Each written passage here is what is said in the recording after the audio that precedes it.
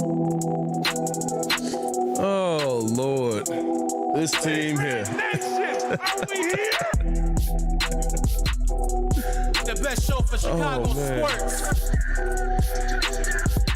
Yeah. What's good? Yeah. What is good, Chicago? It is your boy Pat the Designer back at it again. Appreciate you guys for tuning in and rocking with us for another episode of the Windy City Breeze Sports Talk Daily. On the docket for today's episode, man, the Chicago Bears meet with Jalen Carter for a second time. And there are three other names on that three. You got to make sure you're in the camera. Three other names on that docket that the Chicago Bears have met with two times or more, which means the list is narrowing down. Who should the Bears look to take? And then Kid brought an interesting question to the fold, man. The Chicago Bulls in need of a little bit of shooting, a little bit of big man help. Help me. Is there a player that right now handles all of that for the Chicago Bulls that they could go get? All that and more on today's episode of the Windy City Breeze Sports Talk Daily. Make sure you hit that like button. Make sure you subscribe to the page. We do talk Chicago sports daily on this channel. It's the only channel talking Chicago sports, how Chicago talk. So make sure you get in tune with us, man. Let's get to the show. Boys, what's going on? We got to do a proper intro this time because we didn't have 17,000 technical difficulties on this mug. I do need to address one thing. Ringo, when he got one haircut, and the first comment on the video is, "Oh my God, Ringo, you so fine." Ringo, was your burner account in action yesterday?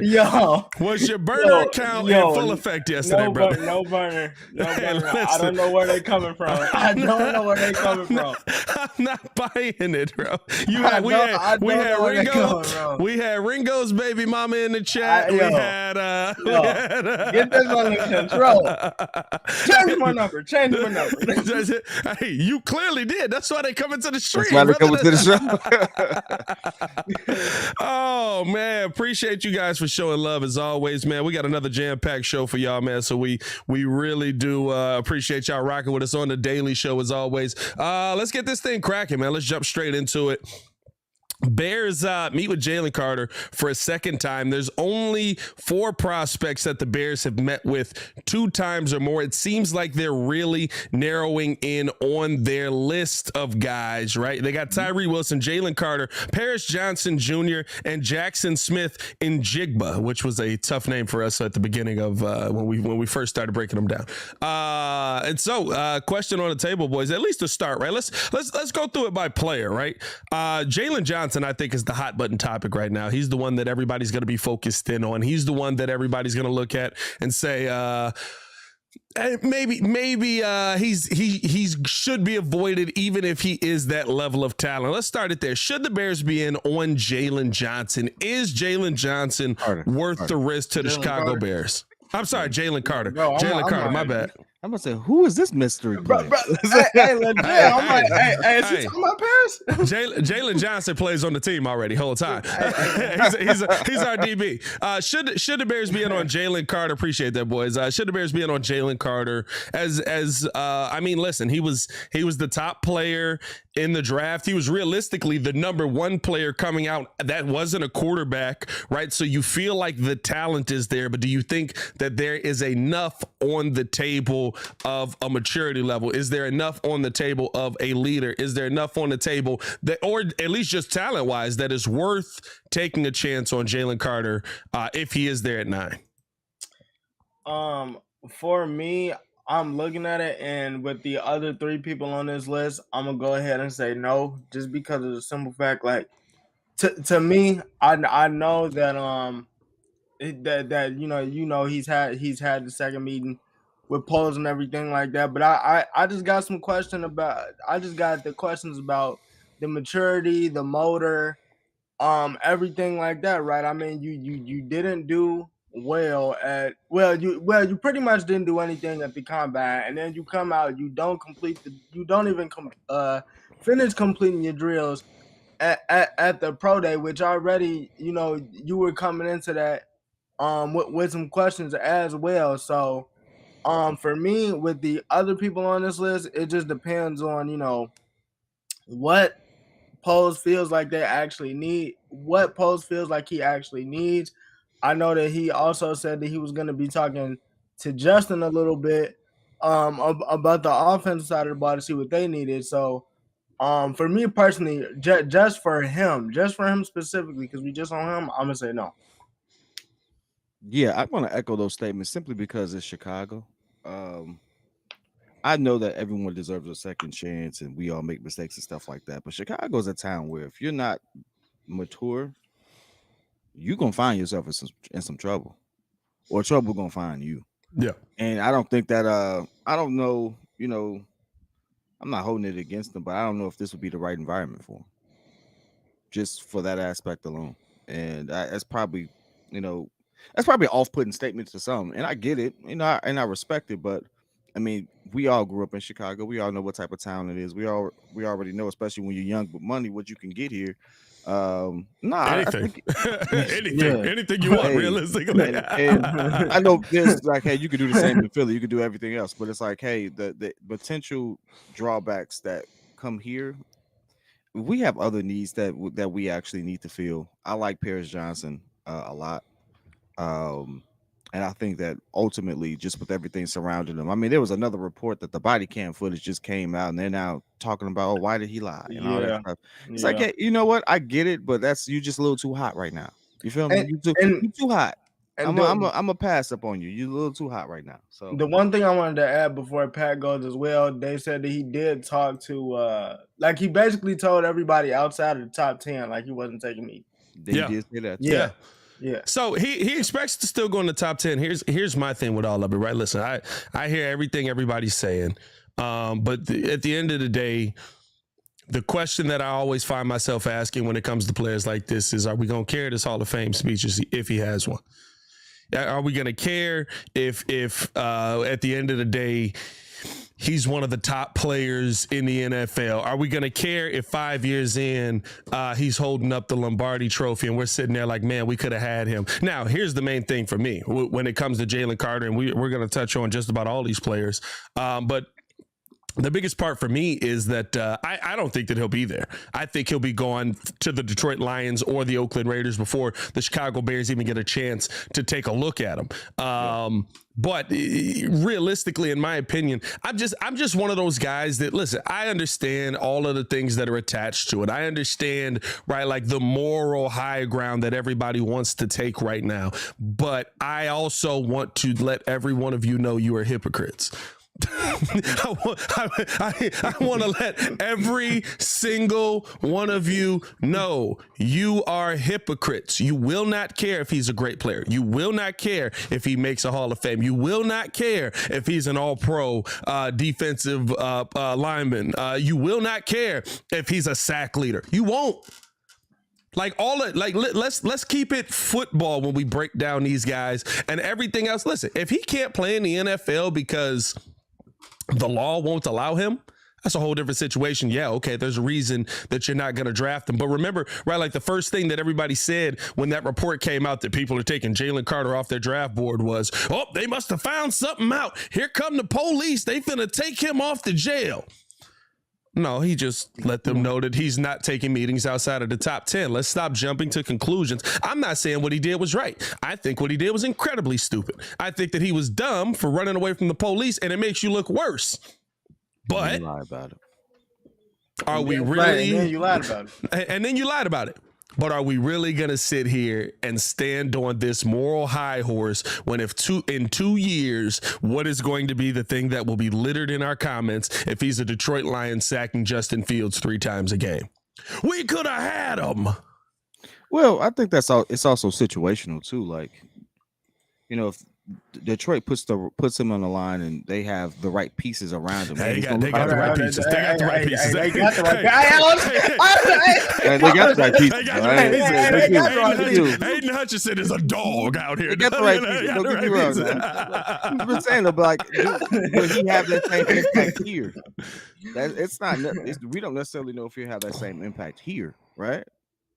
Like, we have the same defense as that is true. No, and that's the thing, right? Like that's in my video yesterday. I talked about kind of like what is the you have to understand that you're not bringing this guy in just as a guy. You're bringing this guy in to be the guy. You're bringing this guy in to be the leader. You're bringing this guy to be, and you know, a lot of times, right, with teams like this, you say, oh, well, I have other guys that can point them in the right direction, keep them on the right track. No, we don't, right? Who? Eddie Jackson, Jalen Johnson, Jalen Johnson, right? Like who's the guy? Who's the vet on this? We got rid of him. David Montgomery is gone.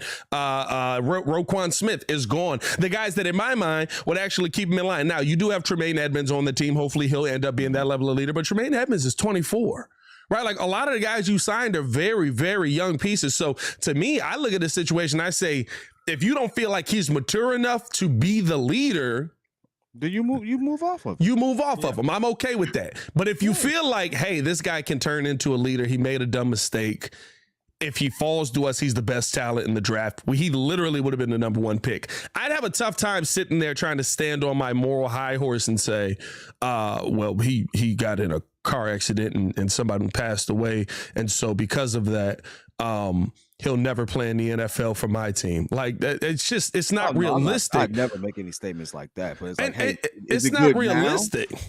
Like, is it good now? Nah, it may not be the right time now. Yeah. That's the thing that when it comes to roster construction, that's the hit or miss, and that's the challenge of being a GM. Like, Pose has to decide whether or not, like you mentioned, you're drafting him to be the guy. He may not be ready to be the guy right now. Yeah.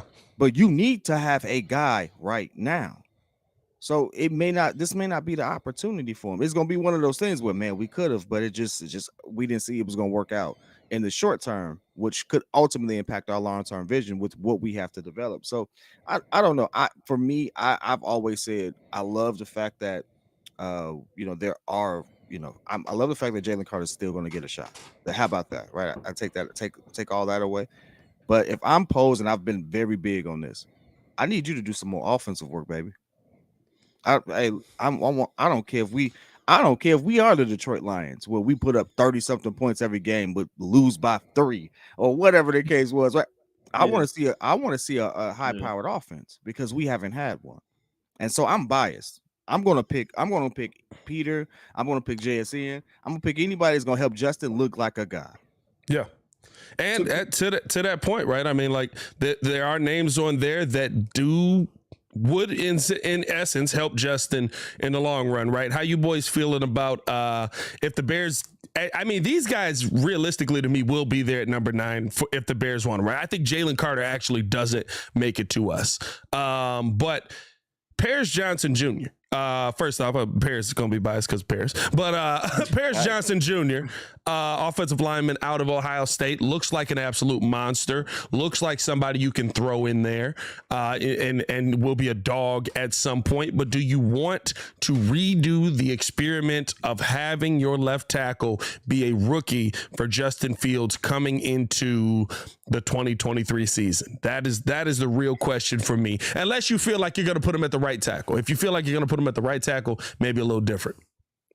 Well, yeah, I think it just depends. I think it just depends on where they're gonna put him on the line. I feel like,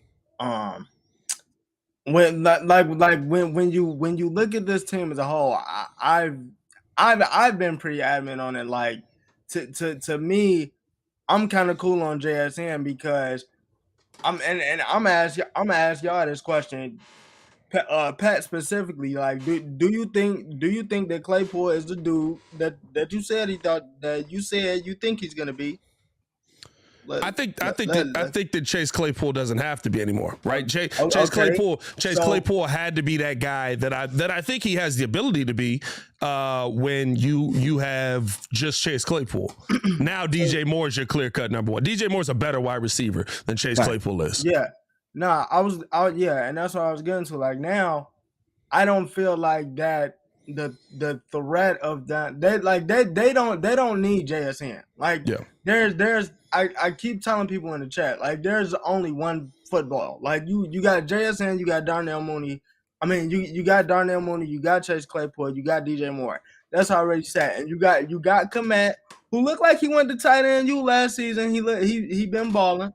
He been balling. So I feel like that offensive set, you need to now shift your focus to getting Justin protection. And I feel like now that they've already said that they've kind of moved off Peter, Paris would now be the clear-cut number one guy in that situation, because he not only does he jump off the tape, this is also going to help them as a collective, especially if Tevin comes back and does what he does and everything like that. So that's what I'm taking a shot at 9. I wonder why they moved off Peter. Like, what did they see? I would love to like read that scouting report or anything from their perspective, because I like Peter. Yeah, I like Peter too. Yeah, that was my friend. I like Peter too. I'm okay. I'm okay with Paris as well. Oh yeah, for sure. Like, I don't think you go wrong with either one, but I would love to like have that in-depth conversation with like a scout or something. Like, what did you see, or what didn't you see that was made you feel like, hey, Paris is the better selection there? Because I thought Peter. I know that Paris was already rated higher. Obviously, if you have the opportunity to get him, you get him. He was like, his first name is Paris. You know what I'm saying? Of course. I mean, hey, listen, bias. It's only so many of us in the world, right? But I also want to say this: like, I don't think JSN is the best receiver to pick if you're going to go receiver. Like, I don't know why I don't never hear Quentin Johnston's name, but did they forget how big that dude is? Well, see, Quentin Johnston kind of. Now, the question with him was always, you love the size, you love the ability to stretch the field. The question with him was always route running ability. He's gonna fall into a DK Metcalf situation. I mean, I would love to have DK Metcalf. I mean, and that's the thing too, right? Like it's kind of about where you value DJ Metcalf at, right? For me, I think DJ Metcalf's a great receiver, just not at the price that they want to pay him. You have DK. He's not a to me he's not a great route runner. we got you, bro. We got you. What I say? You said DJ. DJ. Oh no, I thought I said DK. Nah. Or maybe it didn't. Maybe it didn't come out as DK. Maybe I said DK. Stop playing with me. No, you can play this back. Hey, listen, first of all, too many y'all let me know in the chat. Pause. Pause. It's crazy out here. Pause. But no, I think that I think that right. Like when I look at a DK Metcalf, I see a guy who can use his body to box out, can create separation with his speed. But I don't look at his route running ability and say, oh my God, that's the best route runner in the NFL. And I look at a lot of times where he's going up against that zone and he's not as effective. And so I kind of come in with those same questions with Quentin Johnston. Where I like him, I like the speed, I like time. But here's the thing: DK also puts up great numbers, also puts up great yards. So at the end of the day, doesn't matter. You know what I mean? But I think DK went. What round did he wasn't the first round pick, was he? DK ended up going. I think he was the second round. Second or third, I believe. Was DK a first round pick? I thought he wasn't top 10. I know he wasn't top 10. No, he wasn't top 10. Nah, I don't think he was top 10. I think he was the first rounder though. Let's see. DK Metcalf draft. We got 2020. What pick was DK Metcalf? He was the 64th overall second round. Yeah, second round. Second round pick. So there was a lot of people that felt the same way. Out here. There was a lot of people that felt the same way about DK. You know what I mean? And listen, that could work in the Bears' favor. You get Quentin Johnston in the second round, possibly, and we still get that big body receiver that we want to be able to go after. I do think you have to attack the offense. I think the trenches is going to be the best place for the Bears to attack in any situation, right? I like what Paris Johnson can bring to this Bears football team. I think he's a guy that legitimately can play either tackle position. And I think that you have to keep close tabs on him. I'm surprised he's not going higher. But I do think he's going to be a name that we talk about for years to come as a really nice piece. And my only question mark is, do you feel like he's going to make an impact right away, or do you feel like he's going to be a development piece? That's the real question. Because if he's an impact right away player, he's probably taking Braxton Jones' spot. But I'm telling y'all, they love this kid, Braxton Jones. Like, I don't know. Like, I'm going to be honest with you. I've sat there and I've watched a lot of Braxton Jones tape, and I'm like, listen, he's solid. He does not allow people to just blow by him on a play in, play out basis. I feel like he's got a good base. He's quick to get to cover up the outside edge. But it's just solid.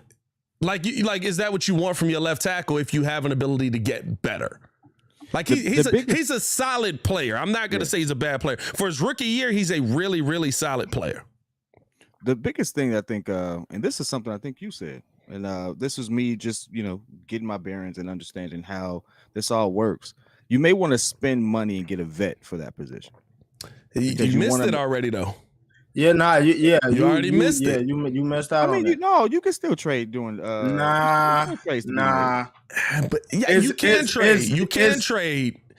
Yeah, because we got a lot of picks back from trade back. Now I'm not saying it's gonna be this, but premier left tackles don't come cheap though. Yeah, you sending the capital you just got to go get a guy like that. Yeah, I don't think you get someone that's like How many picks you got? 9. I'm giving you 6. I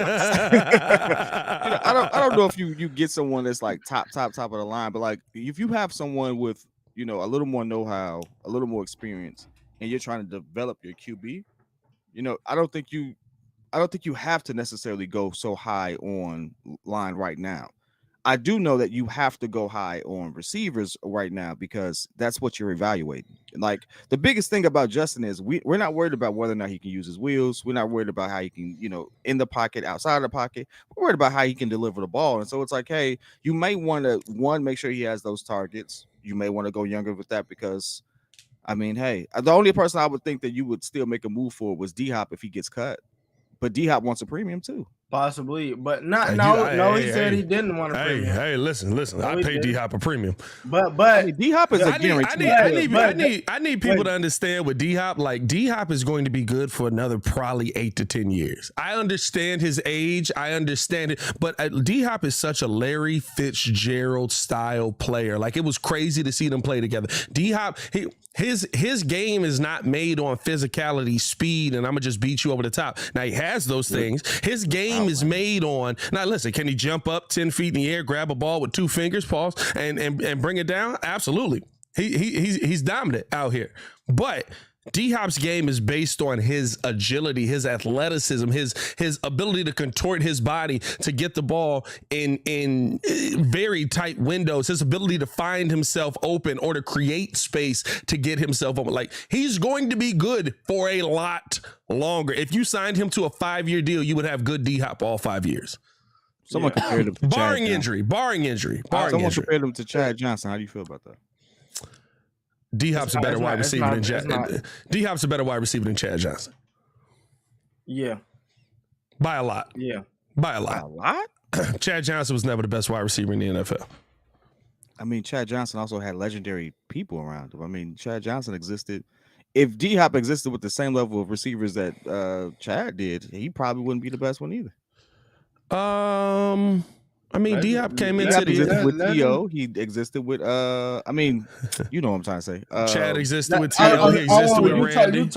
You're not talking about like his surrounding, his peer group was better. Okay. I'm like, what? D-Hop. D-Hop's only competition realistically is Adams and now young boy in Bengals. You got Jamar Chase. You got Justin Jefferson. Like D-Hop got some competition. Yeah, but they're younger now, right? Hey, Garrett Wilson about to have Aaron Rodgers now. Hey, listen. Here's the thing though. Hey, that's nice. Yeah, that's nice. No, that's nice. Hey, man, Alan Lazard out here. For some odd reason, I think he's about to go to the Jets and burn. Like, I don't know why. Like, I don't think he's going to scorch earth. I think he's just going to fizzle out and retire for some odd reason, which is why they're not going to get the picks they want for him. I think he's about to go to the Jets and just leave halfway through the season. Just be like, I'm up out of here. I'm sick of it. That's a good topic, though. We got to break that down because I think don't Chad Johnson had better. His peer group was better. Well, I think There's a lot of overlap. Chad Johnson still played when Moss was playing. No, for sure. I'm not saying I'm not taking anything away from him, but the thing is right. We still include D-Hop in those top names right now. Right? Like Devontae Adams is going to the Hall of Fame. Justin Jefferson, if he continues doing what he's doing, will be in the Hall of Fame. Jamar Chase, if he continues what he's doing, will be in the Hall of Fame, right? And then we still include D-Hop in those names. Yeah. With the quarterback that literally many of us have been like, it's times he just don't know what he's doing over there. Yeah, we missed this one, dog. Hey, Tariq Hill is the best receiver in that. Tariq Hill. No, right now for sure. Yeah. I'm not saying that D-Hop. I'm not saying that D-Hop's the best wide receiver right now. I'm saying when he was in Houston, D-Hop was the best wide receiver in the NFL. I think I couldn't say that either. When he was in Houston, because you gotta remember, the only reason why I gotta give it to him is because you gotta remember, Cooper Kupp didn't really start coming on until Gurley got hurt. Remember that? Because the offense ran through Gurley. Here's the best part. Me and Kid was like, Cooper Kupp wasn't really in this conversation. He wasn't. I wouldn't put Cooper Kupp. I will say the year they won the Super Bowl, Cooper Kupp was the best wide receiver in the NFL. Cooper Kupp still like that. I give him that. I give him that. But we I take DT over Cooper Kupp many days of the week. I'm just saying. Devontae Adams. Oh yeah, I'm taking. I'll take Devontae Adams over Cooper Kupp any day of the week. I ain't gonna lie to you. But getting back to the original question, the reason why I want to take Paris Johnson is because Justin had the second. I think it was the second most quarterback hits last season. So, it might be the first. I don't remember. The first was Josh Allen. That's true. That's true. Josh Allen put himself in a lot of those situations. Justin, we can say the same about Justin, and well, not as many. Josh do put him. Josh be like Josh, Big Ben in it. Hey, he do. Josh be like, I'm big, bro. Like, you're not just. And here's the tough part. He really do just be like, I'm big. Get off me. Hey, bro. I lift. What is he doing? Hey, he like stomp somebody down in the ground while he do be like, keep your. Let me ask y'all this though, because here's my biggest gripe with a lot of GMs. You go out and you spend money. Okay. And then you don't recreate or help the situation that you spent money on the player that was successful, right?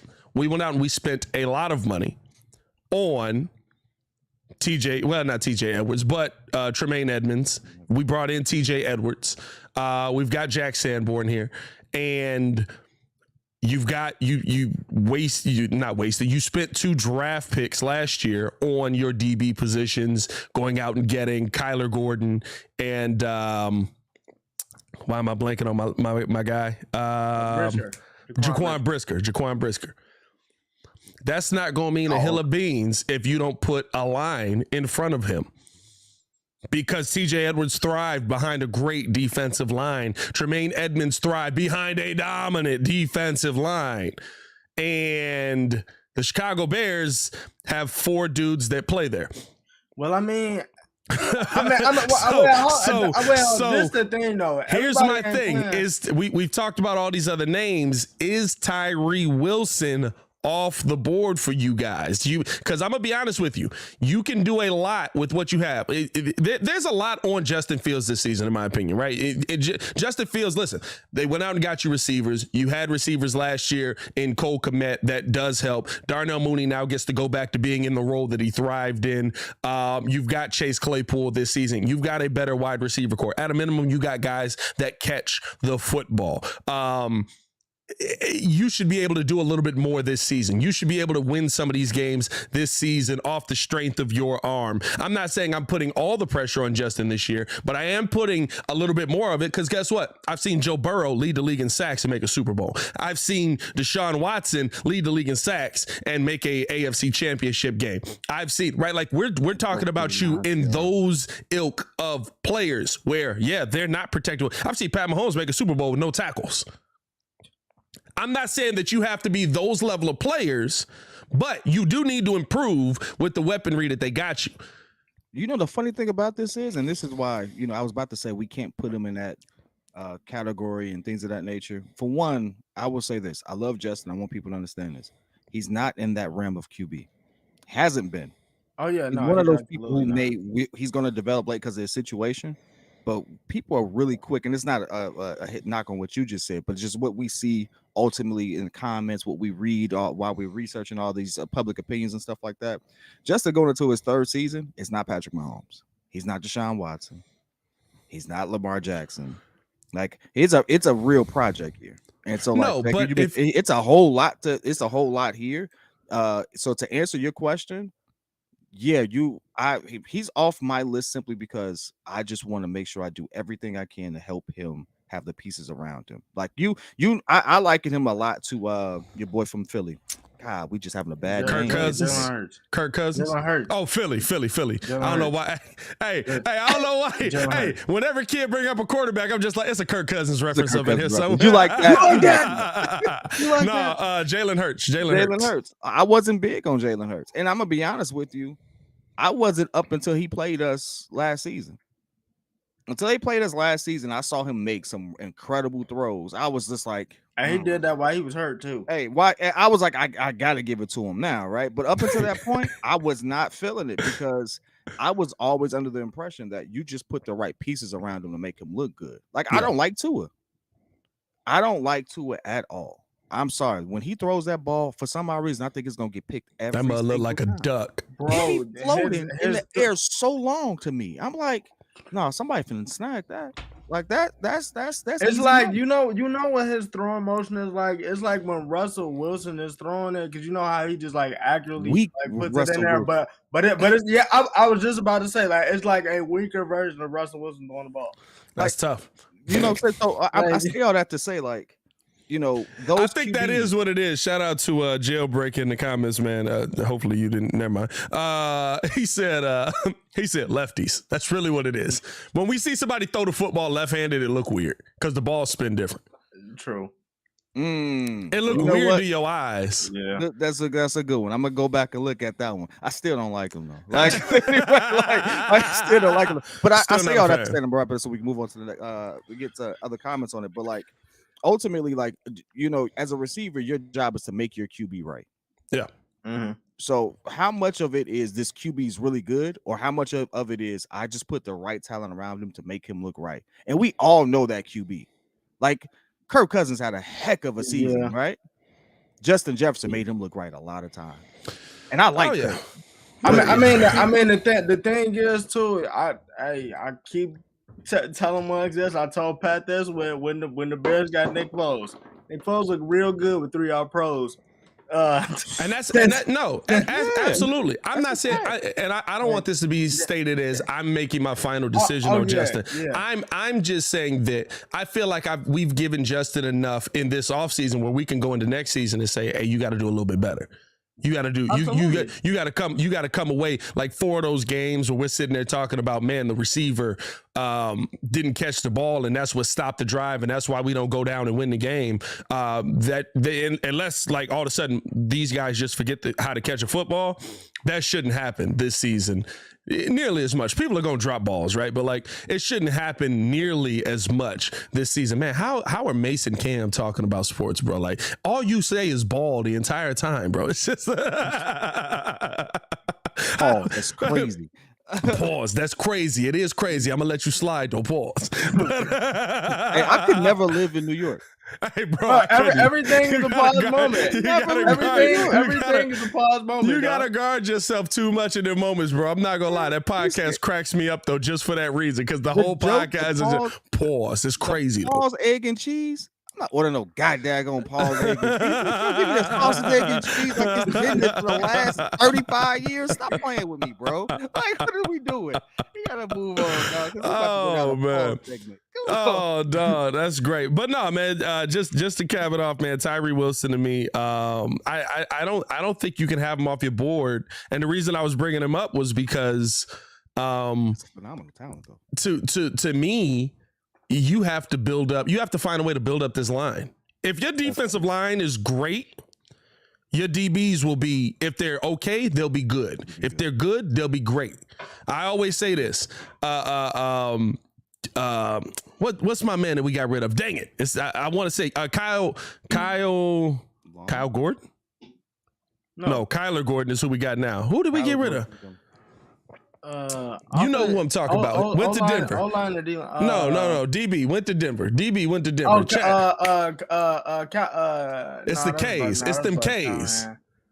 No, definitely not Bryce Callahan. No. Kyle Fuller. Yeah, shout out to everybody, man. Shout out to everybody in the chat. Kyle Fuller was an okay DB. Behind the Bears 2018 defensive line, he was an all-pro. Situations matter.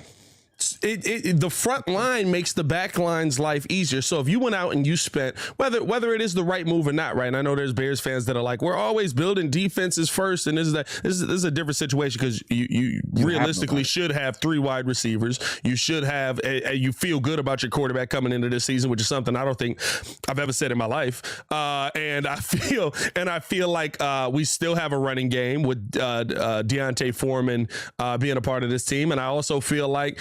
Is the line definitely still subpar? Did we improve in the aspects that I thought we should have? No. And I'm not gonna say that we did, but we also don't got Jay Cutler standing back there. Right, like we do have a quarterback that can create in those moments, that can escape the pocket and hit his receivers on the hands, right? So the situation will never be perfect. If we get into a perfect situation, we win the Super Bowls every year. That's the goal. You can't fix everything in 1 or 2 and you just can't. So to me, I think, if I'm looking at all these names, we can go offensive line, but what is our focus on? What is our focus on improving? Is it just to give Justin everything, or is it to say, hey, we've got these players out here that we just signed. We signed one of them to a lot of money, and we don't actually expect him to have any impact on the field because there's going to be no defensive line standing in front of him. True. I mean, hey, it's fair. It's fair, but like I said, and I'm not saying that you're wrong with your take, but second and QB hits, I can't chance it, bro. Like I need you. No, I get you. I get you. I'm right there with you on that, right? Like I said, to me, you got to go out and get Justin as much protection as possible coming into this offseason. But I can't change what Ryan Poles did. He went out and got Nate Davis. True. Can't change what he did. he went out and got Nate Davis, and can we really say that a rookie is going to come in and is going to flip this Chicago Bears offensive line in one season? It's not likely. I mean, the last person to do it was impossible. It's not impossible. It's not impossible. The last person to do it was Tristan Wirfs. Yes. For the Bucs, they drafted him out of Iowa, and the man hasn't given up a sack. Dog day one. Let's just say this though. So he got about 55 sacks last season. If you go O-line, you bring in, let's say, Paris Johnson, whatever. Mm-hmm. And Justin only takes 30 sacks this season. Still a lot. Improvement. But it's 25 sacks less, right? So Justin being more situationally aware, getting the ball out faster, him having a split second more to make a decision and stuff like that. If a rookie could come in and do that, I don't need him to be great. Yeah. I need him to give me half a second. Yeah. And if that's what you can do, and you can eliminate at least a good, 1 or 2 extra hits per game, then it's worth that time. But you have to start somewhere at this point, right? Because like you all mentioned, you all just schooled me on it. You got to play a premium for those type of players. Yeah. Or you draft them. And so Poe's game was to build through the draft. Okay, well, follow your game plan then. Give us exactly what you told us you was gonna give us. Yeah. Draft the right players to put protection around Justin, because guess what? We've seen what a good defense for this team looks like. We know what we can go with a good defense. We ain't never had a good offense. So give us that. Offense is the name of the game right now. Yeah, give us that. Just give us that, and we can live it. I guarantee you this. If we consistently score 21 points a game this season, even in losing efforts, no one's going to complain because we can see progression. That's how bad it's been. Yeah. Yep, absolutely. And that's crazy to say, but that's how bad it's been. We just want to see points on the board. Yeah. So no, I don't disagree. I want to see disagree. Justin crack 3,500 yards. Yeah. just I want Justin to have a better season than Mac freaking Jones, who Bill Belichick hates. Bro, I just want Justin carrying to 2 DCs on O is wild. It is wild. Hey, Bill he Belichick. hates that man. Bill But he Belichick got is 3,500 wild. yards. We gotta have an episode on has the game finally passed Bill by, because Bill. Hey, look, and here's the thing. The reason I don't want to have that episode is because the second we have that episode, Bill Belichick is gonna come back and look like Bill Belichick. Now, you know what's gonna happen though? They're gonna spend money to get him the right talent. Yeah, they're gonna remove some responsibilities, and he's gonna get a great talent come through the New England, and then he's gonna look like himself again. Because I don't care what you say, there's not been a good or great coach that hasn't had great talent. Oh yeah, no, 100%. You have to have the players on the field. I like your boy Bub comment. He said 55 sacks, man. That's almost 3.5 per game. That's horrible. Here's the tough part. There's games that the Chicago Bears didn't give up a sack last year. Things like 2, right? We got 2. It's like 2 or 3 games where the Bears didn't give up a sack last year. So that man just like died in multiple games, bro. hey, but here I wonder what, and this is probably something to bring up on a different live. How many rushing yards did Justin have those games? There was no sacks. Oh man, I mean, he didn't give a touch. That means he broke out. He was consistently over like 60 yards. Yeah, he was consistently over 60. He had a couple of weeks in a row where he was over 100. So it definitely plays a part in there as well, man. Hey, we do got to pay some bills here real quick, but it's 84 people in here, man. I think it's like 29 likes on this mug, man. So hit that like button. Let's get 84 likes on this video. Appreciate you guys for tuning in and rocking with us for the Daily Show, man. We're doing this Monday through Friday. The Daily Show is back. We're doing this Monday through Friday, 9 a.m. to 10 a.m. We got about 20 minutes left, but I do got to pay some bills real quick. Shout out to Goat Coats, man, because listen, if you're looking for quality merch to wear to watch the Bulls or Bears, you need to be looking no further than Goat Coats. Let me put this coat on the screen right here, bro, because here's the thing, right? Listen, I got a nice regular bomber jacket right here, right? Nice little good for going out, eating dinner, having a good time, you know what I mean? But hey, maybe I'm going to the game right after that, and I want to show that fandom. Bow! Boom. Jordan jersey inside the jacket. These jackets are 100% reversible. And here's the thing. You can get any player. You can get any player from any team inside of your jersey. Say you want a Stephen Curry when you're out in the Golden State area, you absolutely can make that happen as well. Say you want a who else we got? We talking Bears right now. I need a brand new Paris Johnson jersey once he gets drafted by the Chicago Bears inside my Goat Coat to rep. You can get that as well. Here's the best part. For a limited time, you can use the promo code Windy City to receive 5% off your first or 5% off your purchase of a single item, or Windy City 2 to save 15% on any order of 2 items or more. Here's the thing about all of that, right? Like, you literally can have any event, any team, any player for any moment. And these guys have done this for the actual teams, for the Chicago Bears, for the Chicago Bulls. These players have these types of jackets out here. You need to be fresh in one as well. Don't wait. Visit goatcoats.com today and discover why we here at The Breeze believe that this is Chicago merch for Chicago fans. Y'all getting in tune with that, bro. That's not even a crazy pro. Like this jacket is really cold. And it's not even like a cheap jersey inside. And like this is a cold Jordan jersey in here, bro. This high quality stuff right now. They got bomber jackets out here. I'm gonna wear that to a dinner and just be like, bow. Don't worry about it. Just in case you didn't think I was about that life. Like, we couldn't go one-on-one right now. Boom, I'm ready, baby.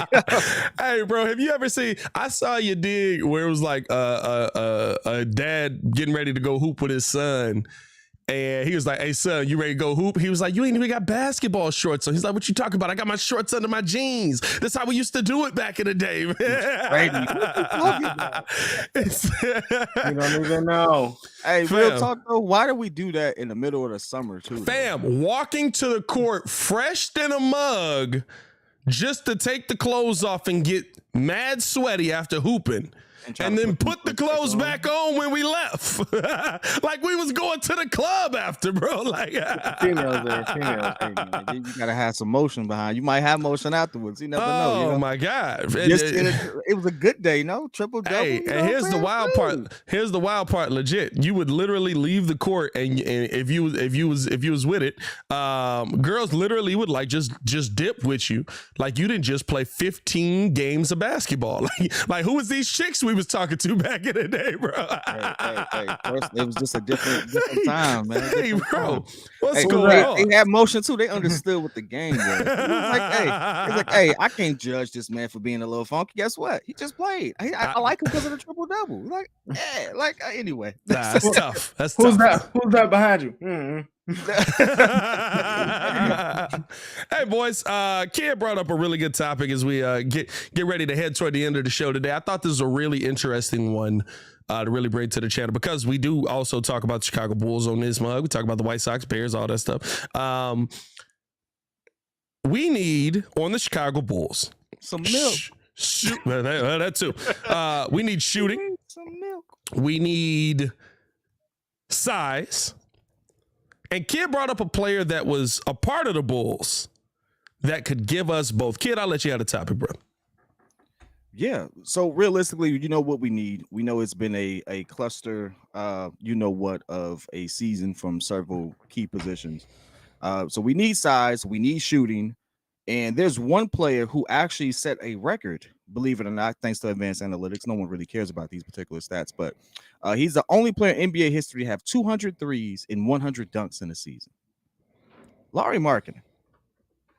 Now, whoever sat there and calculated that, whole different story. But we've seen Lauri just turn into a phenom over the last couple of months with his time in Utah. Now, mind you, Utah had I don't think Utah was planning to win or be as exciting as they were. They weren't.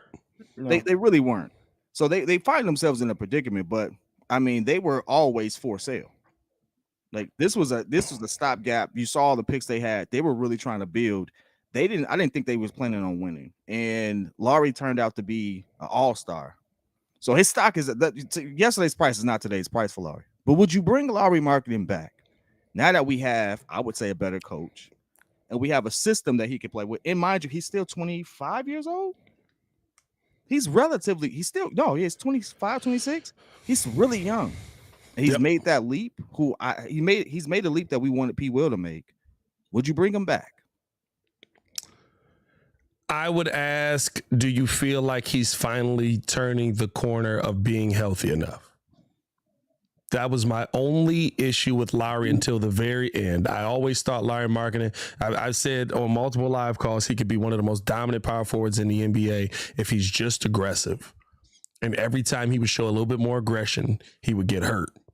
Now, the problem that also comes into that is it seems like he's, or the fix that comes into that is the last couple of seasons, he seems like he's been more healthy. I don't know if he's changed something with his body, if he's changed something with his diet. I know he was a vegan for a little while there. I don't know if he still is, maybe, but I don't, there was no way. 66 games played, by the way. The 66 games this season, which to me basically is a full season. I'm not going to lie to you. Like, if you get over 65 games, you played a full season, because that takes into account rolled ankles. That takes into account little jammed fingers, little nagging injuries and stuff like that. And the season's not over, so he could finish out. I believe he played 35 minutes yesterday in Brooklyn. So to me, it's really just about, do you feel like he could be a consistent piece in your lineup? And if you do, then yeah, I wouldn't be mad at going to get Lauri Markkanen. I think the real question with all of it is, do you think that Lauri Markkanen would come back to the Chicago Bulls? That's the biggest thing for me, because that's a realistic thing with a lot of players, right? It is. I love the idea of going out and getting Lauri and bringing him back to the fold. But here's the thing: Lauri didn't get cut by Garpax. Lauri got traded away and taken out of the system by AK and Billy Donovan. So you're probably not going to want to come back to a situation where ill feelings are already involved, where I already don't really want to be a part of what you have going on, because yeah, those are still my guys over there. Still right. He still rocks with Zach LaVine. He still rocks with Vooch, guys like that. Right. But y'all turned y'all back on me just as much as I turned my back on y'all. Yeah, nah. I definitely what you're saying, and I kind of echo those sentiments, right? Like at the end of the day, I really don't feel like he really even wants to come back. Like he's kind of spoken about it already, just a little bit on his time here. And it honestly seems like he has his confidence back. And then second off, like what does it what does the team look like even when he does come back? Because now with him putting up these kind of numbers, and you know that he has the ability to. I fully think that if he would come back in a hypothetical sense, he wouldn't want to take a back seat. Not saying that he'd be over Zach, but like. Yeah, I just came off averages 25 a game. Like that's a Well, little better for everyone. I though, think because know he would be a sign and trade situation probably with sure. what's his contract look like? What's he? yeah. So I mean, yeah, and that's what I'm saying because his his numbers are it's 25. So he's still signed. He's still 25.9. signed. He'll be signed through 2025. So here's the scenario yeah. though, right? I run it down this way. What's up? The big man in today's league is no longer the big man, right? Right. True. Andre Drummond Andre Drummond is a good big man 10 years ago. He's a great big man 10 years ago. Yeah, I was gonna say you didn't have to worry about yeah. Well, you didn't have to worry about ticky-tack fouls. They didn't call everything. Like a lot of the stuff that he gets called for, they didn't call 10 years ago. Yeah. He would be a consistent, and at one point, him and Embiid had their little wars and stuff like that. Embiid's just a better player. That's war where Lord, that wasn't a war. That was a slaughter. No, it was a slaughter. Like Embiid's a better player. Hey, war where Embiid's a better player. We got to give it up. But you know what? I ain't never seen somebody get beat so bad that he'd be like, "Hey, let me go play behind you." Like even Kevin Durant was the starter on the team. I'll say this: like Shaq doing his time, best center at the time, but there's a lot of good centers around Shaq. Like in his peer group, Drummond, just from a center's perspective, was a good center. Yes, he was. Serviceable, 17 and 15. Like, if your big man's giving you 17 and 15, you want that big man. That was Andre Drummond. That was Andre Drummond 4 years ago, right? So I say all this I took the scenic route with this, but it's like, hey, Larry could play the 4 or the 5. Yes. On this system and eat. He's eating in Utah. Yep. He would eat. He would be what Vooch is today. He would be a younger version of Vooch for us. Now that he's actually got his confidence, he could put the ball on the floor, back to the basket. He's evolved to a player that could play that position. He would be able to still average his 20-something points. We wouldn't have Vooch, but he would be able to get his money. And that, I think that is a big thing. Like the thought process for me was there's a lot of stuff that we need, and we need to get younger. We need to run. We need to be faster, because when we play a high-paced offense, we actually score more.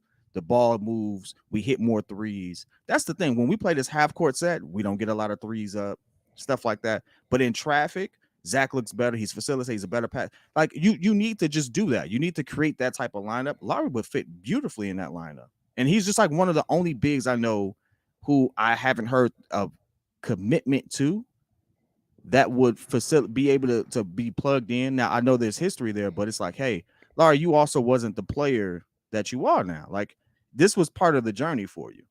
So there's a lot, and plus money cures a lot. Like I mean, Larry was going to get paid. I think the interesting thing with it, if we're being 100% honest, is that Kid is literally trying to put together the team that he probably hated most out of this, of Kobe White, Zach LaVine, and Larry Markkinen. If we heading into next season, he knows he want to put some respect on Kobe. Hey, look, he knows he want to put some respect on Kobe. This the thing. This how Kid building a team. He sends them out for other people to develop them, and then let me get them back. No, Pat knows exactly how I build it. What's my number one rule in the NBA? Have them picks. Hey, you trying to win now. I'm not listen, unless you Pablo like Paolo been here before though. Paolo been here. Paolo is different. I hate that he got drafted to Miami. Paolo and Ben Mathurin been here. I like Ben Paolo Mathurin been here before too. Ben Mathurin coming off the bench. yeah, but I like Paolo a lot better. He's bigger. Like there's a lot more game there. Like Paolo, you draft, you don't get rid of that pick. No, you Yeah. keep that pick. That pick just No. stays. Don't F that pick. Yeah. You keep that pick, right? But, right. But everything else, no, you can't say we need this window, we need to develop, and I'm a bet it on some rookie. Like that's not how the NBA works. Yeah. I don't know how the NFL works that well. Clearly, I thought a second round pick was like, why you get a second round? That's low. Like clearly that was wrong. Right? It's very good. My bad. I'm learning that, right? But NBA, I know NBA. You know, I'm not sitting there like I'm not taking Patrick Williams at number 4 if I want to win now. Nah, Patrick Williams is gonna be on the board. I'm gonna take what I need. I need a point guard. I'm taking Tyrese Halliburton. Yeah. Right. Like you need to know what you. So at this point, it's like I would put P. Will at the 4. I would bring Marketing back in, and I would run a faster pace offense. P. Will, when he doesn't have to be the guy, he can knock down open shots. P. Will is going to be a career 18-point a game player, and there's nothing wrong with that. Hey. Is he though? If he he's gonna be a career 18-point game player. If he's an 18-point per game player, that's a good pick. Yeah, but he's an 18-point per game player. Pick. That's not a bad pick if he giving you the defense as well. Now you got to give me the defense again. I want the defense again. I want the defense again. Oh, he been snatching boards. Hey, P will get grown man boards too. Hey, P will be confusing me because I see him jump I saw him jump and grab a rebound, and I was like, fam, your head's above the rim. Hey, he give you them boards. He give you loud rebounds. It'd be like the loudest 4 rebounds I've ever seen. Like, oh, come on. I need more than 4 rebounds. Booze gave you a loud 4. He gave you the loudest 4 rebounds you've ever seen. That's a bar. Come on, but guess what? P. Will in the 4 next to people that's cooking. P. Will is a good above average role player. Like I see that in his future. Now I hope he becomes a star. Yes. But above average role player.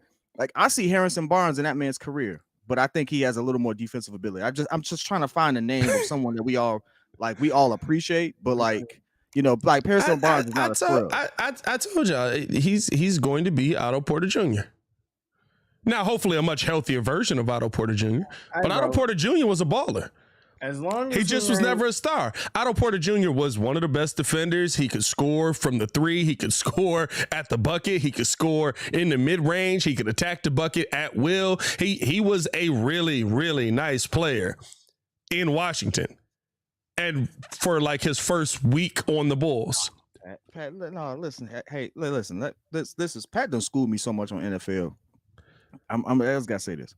When you own weak teams, it's easy for you to look like a star. What you mean? He was on that Washington team that was top 5. Bro, hey, Washington ain't never been, ain't never will. But I really wish I could do a good Charles Barkley impression. Ain't nobody ever looked at Washington, no matter who they had on their roster, and said that team can win it all. The only person that believed that was John Wall. We didn't think they could win it all. We didn't think they could win it all, but they was winning. John Wall was like, we was gonna beat LeBron. No, the heck y'all wasn't, dog. Like, calm down. You had a good run, but you couldn't even shoot during that time. Stop playing. Stop. Like, I use this as case in point. Kevin Love was a phenom big, right? But Kevin Love was also the only option on his team. Yeah. When you're the only option and you want to win, you got a little grit, you're going to stand out like a sore thumb because you're the only guy. We've all played ball, gone to a tournament, saw somebody, was like, yeah, that dude's a stud. But then you look at everyone else around and was like, well, he really ain't playing with nobody and he's the only threat. You put him with some people, it's like, oh, he don't stand out as much. Like, that's what OPJ was. Like, Otto Porter was a guy who benefited from being on some subpar teams. And he got more shots. Yeah, but he was on a team with Bradley Beal and John Wall. Like out of the people that would stand out, Otto Porter ain't the one. So hear me out. John Wall going 1,000 miles an hour. I got Bradley Beal averaging nearly 20 at that time, was capable of averaging 30 points a game. And then guess what? So you doubling them or you're focused on them. What am I gonna do? I'm gonna just take this easy money. Now I'm not trying to sit there and say he's not a good player, but I'm like, he was never a guy. I mean, never a guy. He looked real good in Golden State. You want to know why? Because he can just shoot. Bro, in the corner. all I'm gonna say is you said that P. Will was you think he's gonna be an 18 and 5 guy. You know what it is? I think P. Will. John Wall was literally an 18 and 5 guy. John Wall. You mean not John Wall? I'm sorry, Otto Porter Jr. was literally an 18 and 5 guy. Well, maybe the ceiling. I gotta raise the ceiling then. If that's I don't know. I just felt disrespected for P. Will when you said Otto Porter Jr. I was like, yeah. Hey, listen, and I feel like the mindset is the same on that as well, right? Like the mindset is, hey, look, John Wall and Bradley Beal literally said we can win a championship if he figure it out. And he turned himself into a heck of a role player the rest of the way through. Hey man, you know what I look at? I hate using this analogy because I don't think they play it. I don't think that they play alike. But I think that he can give you Kawhi Leonard 2014. Kawhi Leonard 2014 was. I mean, he was a clown. He was a clown. He was a clown. He was just an immovable object, but he wasn't like the guy. Hey, I'm never finna forget that clip. Will Brian at the free throw line? Hey, Kawhi check back in the game. Oh man.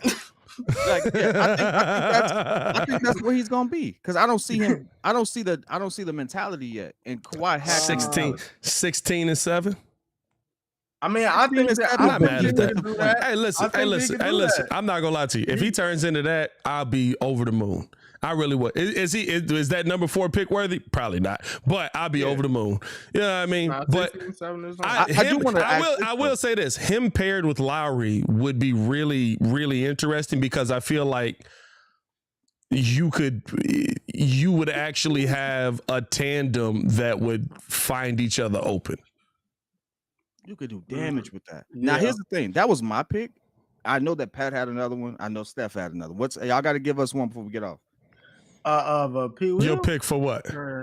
Somebody to bring in that fills those gaps that we just one player. Just one player. I think that's plausible. It don't have to be actual, but plausible. Just as far as scoring off the bench, I'm going Jordan Clarkson. Ooh. I wouldn't be mad at a Jordan Clarkson. I think that he would have an impact. You got. I mean, you gonna have to spend some racks.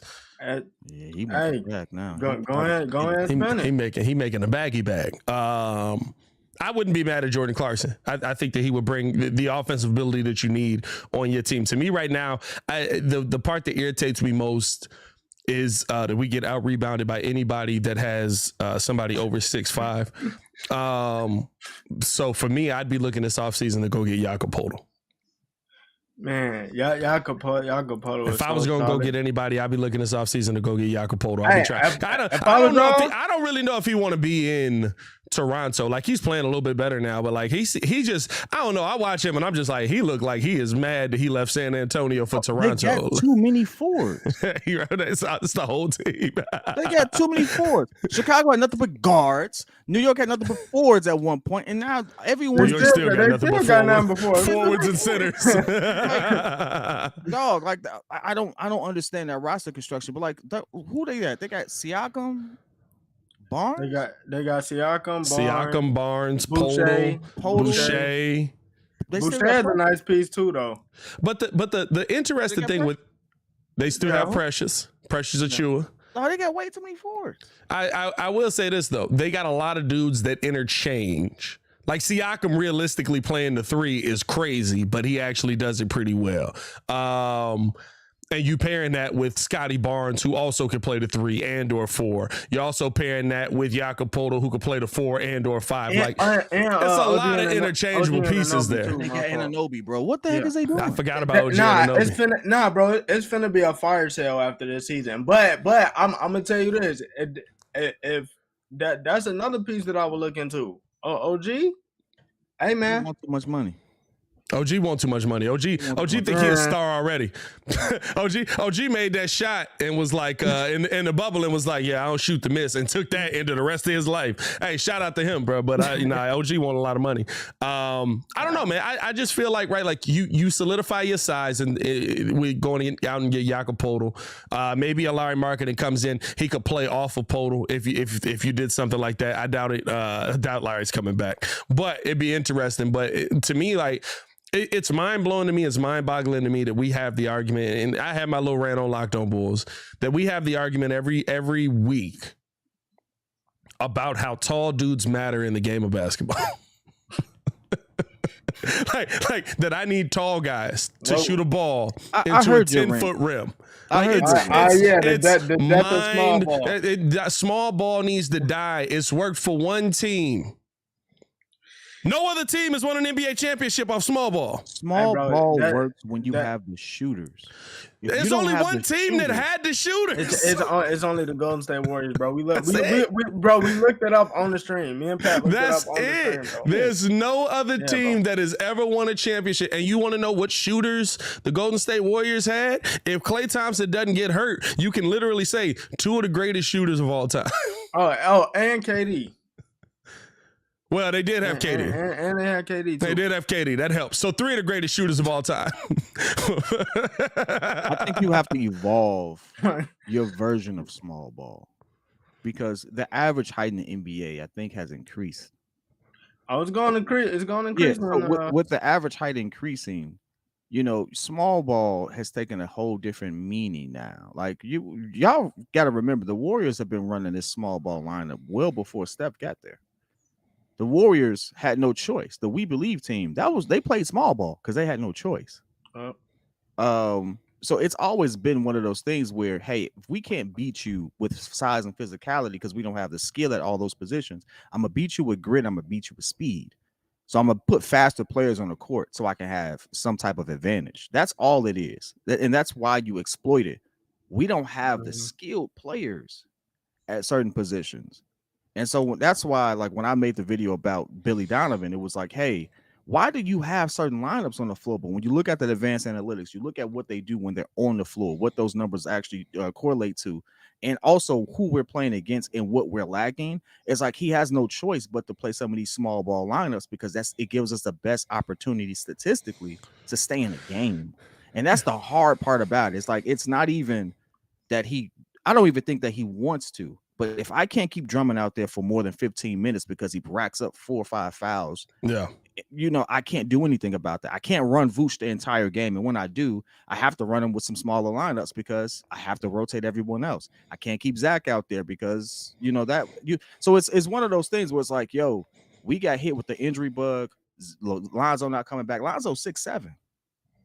Yeah. He ain't small. I just think, I think that's the issue that most of us had, that I've always had with it, is you're not giving Vooch help, and then people come out looking at Vooch and they're like, oh, he not playing hard enough. And it's like, no, like, if my backside help coming off is trying to box out it was Kobe White. It was Kobe White, and we was just looking like, if my backside help is trying to box out a 6'9" guy and he's 6'4", he's not going to be able to. He's not going to be able to. And if my other help, Patrick Williams, this is why I get so down on him. If you're not going to be there in the paint with him, then you're not there to play the wing right now. Like, if you're on the floor with Zach and DeMar, you're not the wing.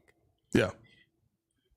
Technically he is. But not really, because you still got a point. You got a point guard there. He's the 4. He's not your wing. He's playing more of a wing role, but he's not the wing. So that's why it's like people are playing out of position, stuff like that. But like, if you get them to buy into those concepts, Patrick Williams will be a good 4. He won't be a great 4 because we still have Giannis here, but he'd be a really good 4. And it's him earning his keep there. So it's like, it's a combination of a couple of things. And the deeper I get into it, the more I realize Billy Donovan actually does know what he's doing. He didn't got the roster. Fam, I keep saying this. Billy Donovan is not a bad head coach.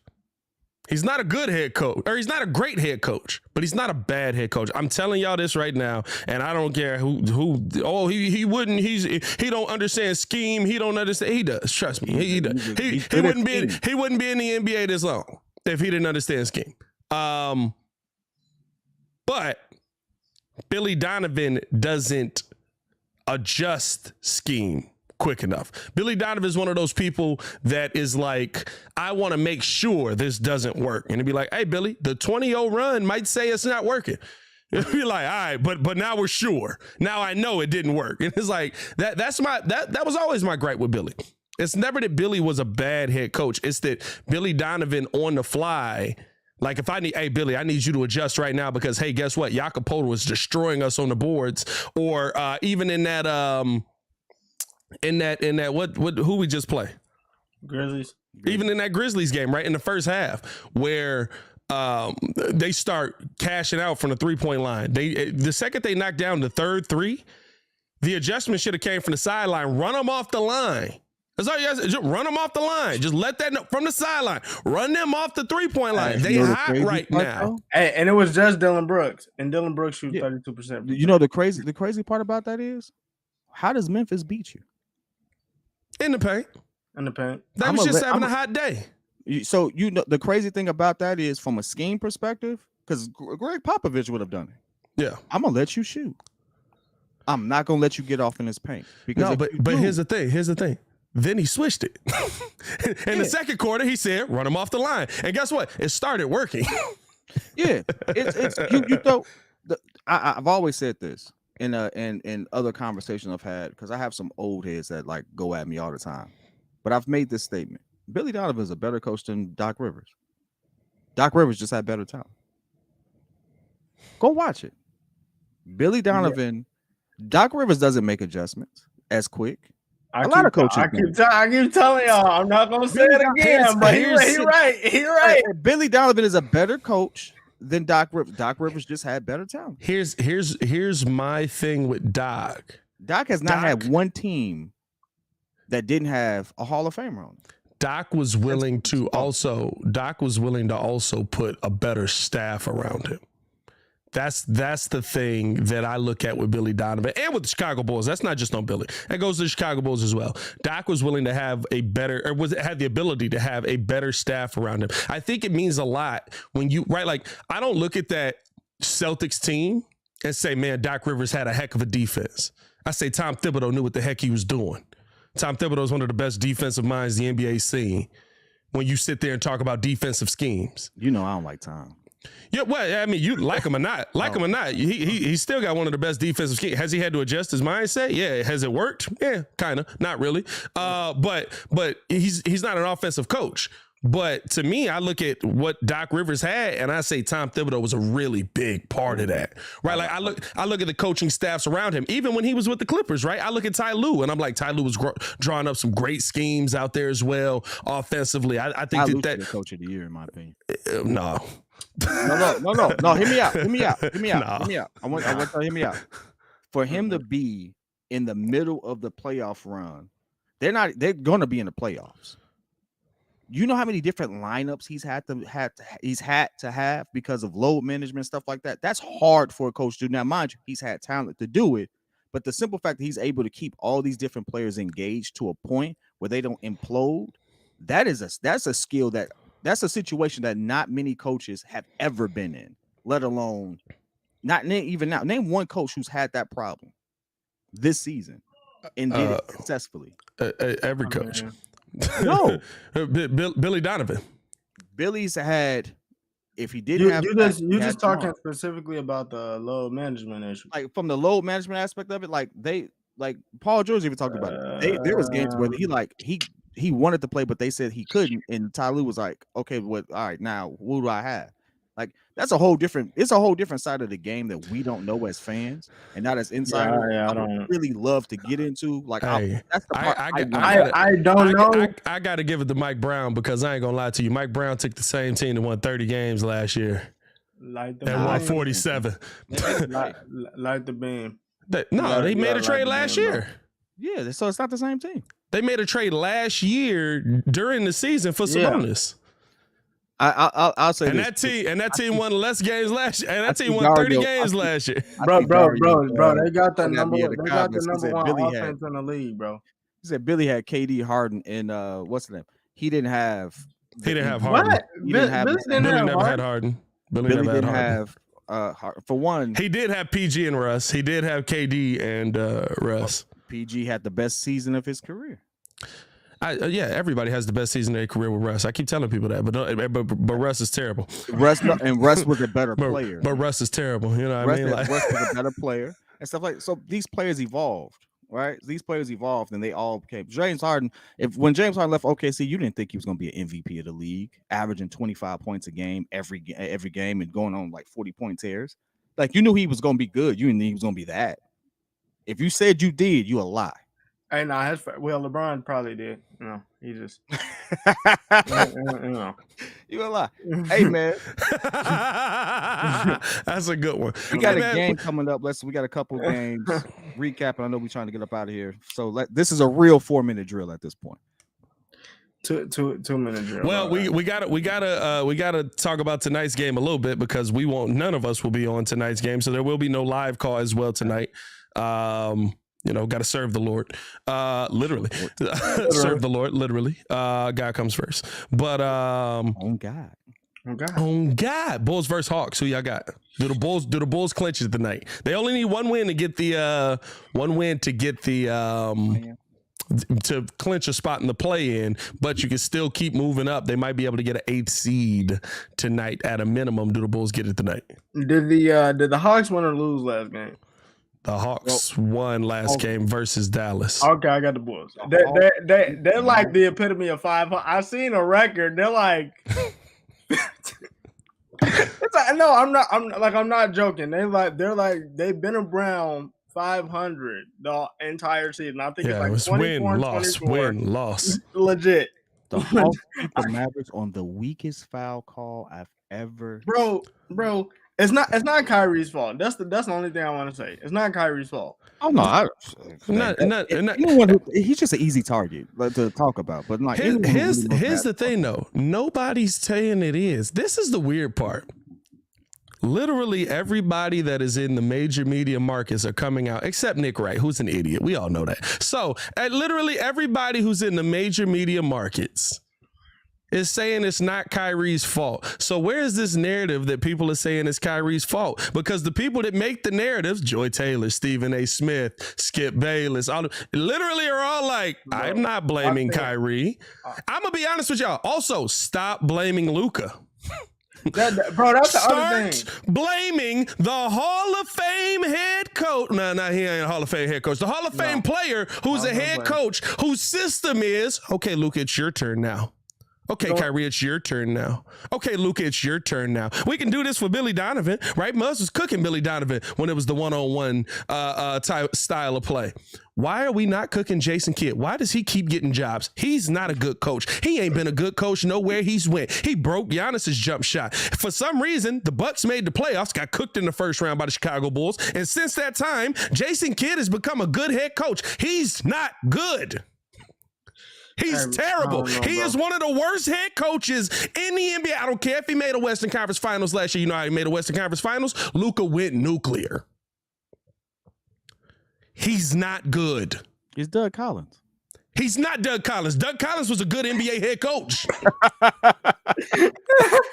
Hey, Doug Collins. You're gonna fire this guy. Doug Collins had talent. He's not a good NBA head. Like Jason Kidd. Jason Kidd's whole literally. Jason don't use. Fam, the fact that there was a sign off to say let's go get Kyrie. How we gonna do it? We gonna get rid of our 2 best defensive players. All right. That's not smart. We already bad at defense. Yeah, but we can score more now. Well, how you gonna score more if you're not gonna run an offensive system?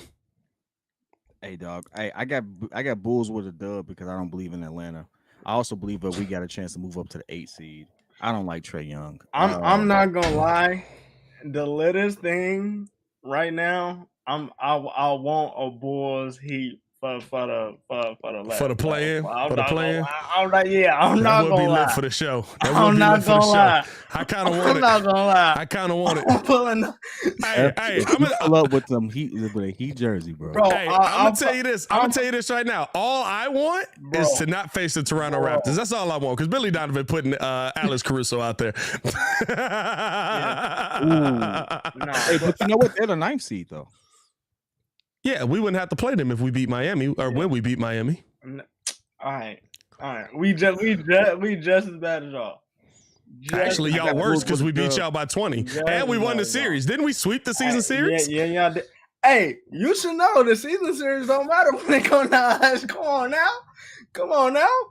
You know Why don't this. we just bring Jimmy back? Because Come on now. Hey, kid, I tell you exactly why. Hey, kid, I tell you exactly why. I tell you exactly why. Yep, that right there. $45 million a year. That's exactly why Jimmy Butler ain't coming back. Jimmy get paid. You better give that man his money. Stop playing. Jimmy getting paid. Hey, man, we appreciate y'all for tuning in and showing love as always, man. We appreciate y'all for rocking with the show.